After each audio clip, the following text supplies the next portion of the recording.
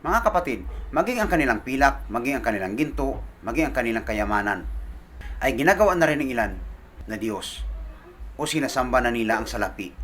Ngunit nagpapaalala ang Diyos na ang salapi, ang pilak o ang ginto ay hindi ito makakapagligtas sa iyo sa araw ng paghukom ng Diyos.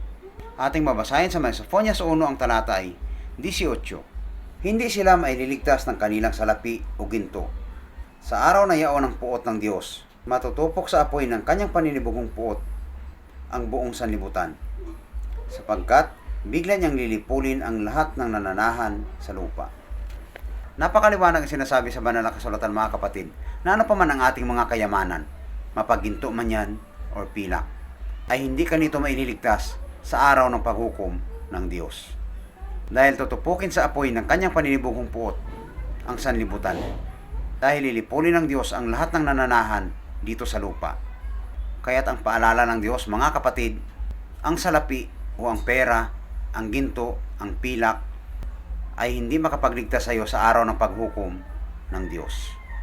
Kaya't habang may panahon pa, tayo ay manunumbalik na sa Diyos at sumunod sa kalooban ng Diyos.